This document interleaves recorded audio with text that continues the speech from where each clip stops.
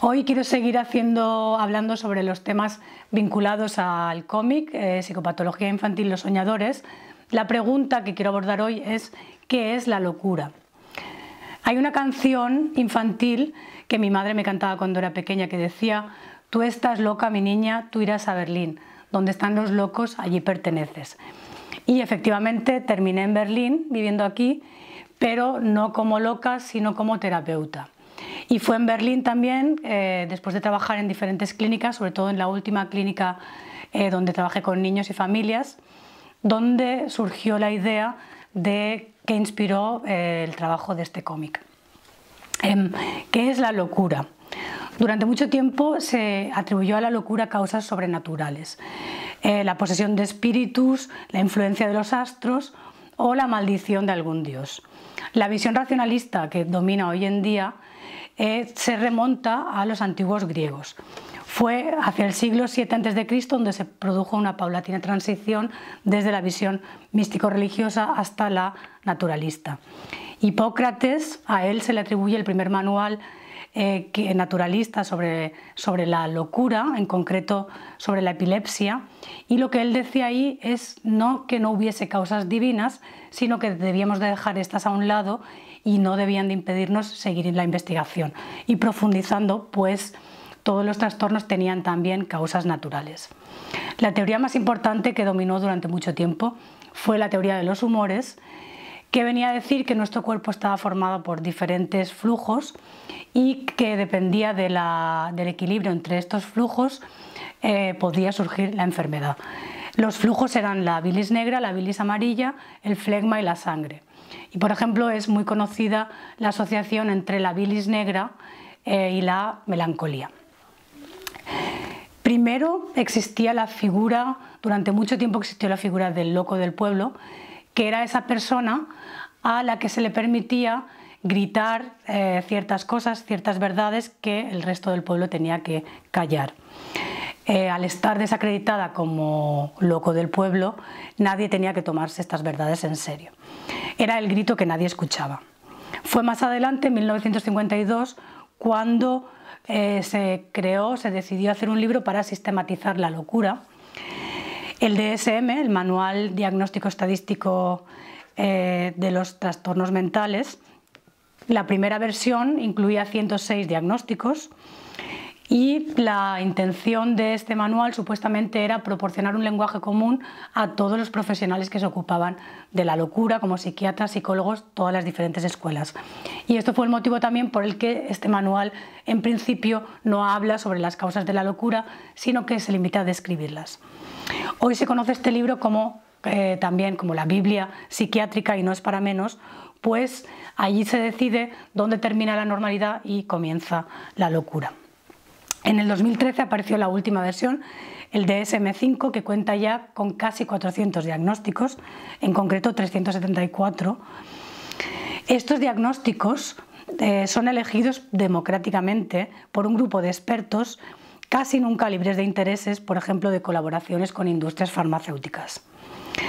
El DSM-5 fue criticado duramente, incluso por los propios expertos, por la inflación diagnóstica y la patologización de la normalidad.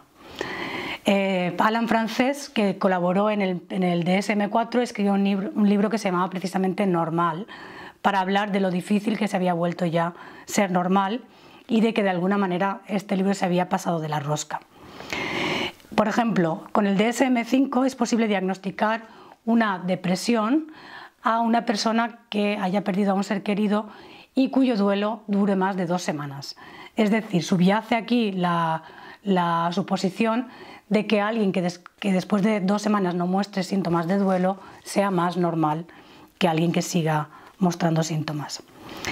Los diagnósticos no son categorías ontológicas, sino decisiones. Durante un tiempo, por ejemplo, ser homosexual era un trastorno mental y, curiosamente, el incesto nunca formó parte del DSM, pues este respeta los tabús.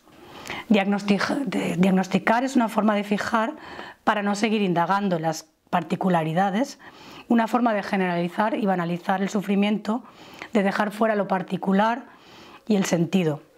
Por ejemplo, decimos que lo que le ocurre a alguien es que es un depresivo y nos quedamos tranquilos.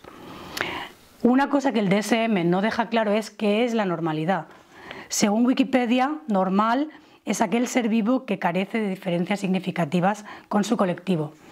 Y la OMS es todavía más estricta y define salud como un estado de completo bienestar físico, mental y social, y no solamente la ausencia de enfermedad. Decía Lutero que las matemáticas entristecen, la religión produce pecadores y la medicina enfermos, y hoy podríamos preguntarnos si la psiquiatría ha acabado produciendo a los locos que luego no sabe tratar.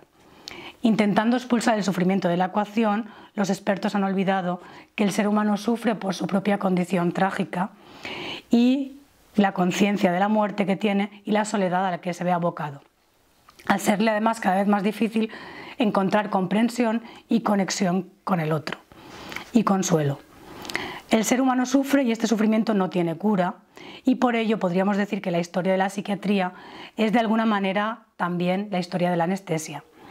El intento de apagar las emociones sin las cuales la vida sería mucho más fácil, todo fluiría mucho mejor, sería posible encajar en cualquier sistema perfectamente. Hoy mucha gente acude a terapia porque le molestan las emociones. Dicen sentir demasiado y creen que deberían de sentir menos. Les han hecho creer que no deberían sentirse como se sienten, que son demasiado sensibles. Y es que el objetivo desde hace tiempo ya no es estar bien, sino funcionar, seguir adelante a una costa de la salud. Hemos delegado la salud mental, como el resto de la salud, en los expertos, pensando que estos van a poder ofrecernos respuestas. Pero lo cierto es que lo que dijo Voltaire hace más de 200 años sigue teniendo vigencia. Él decía que los médicos nos tratan con medicamentos de los cuales saben poco, intentando curarnos de enfermedades de las cuales aún saben menos, a personas de las cuales no saben nada. Hoy podríamos añadir que no solo no saben nada, sino que tampoco quieren saber nada.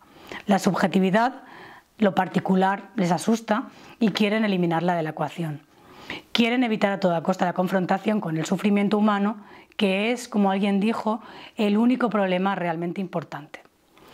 Nuestro cómic habla de la soledad, esa nada que duele, una soledad que nace de la imposibilidad crónica de conectar con el otro. Mostramos también que la soledad, esa incapacidad de conectar, a menudo está presente desde la cuna.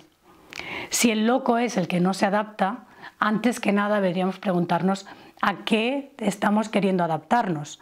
Y si no lo hacemos, tendríamos que decir que la locura es simple y llanamente el juicio de una serie de expertos con intereses que desacreditan nuestra forma de ser y de sentir, y si de verdad queremos saber qué es un loco, primero tendríamos que empezar por saber qué es una persona.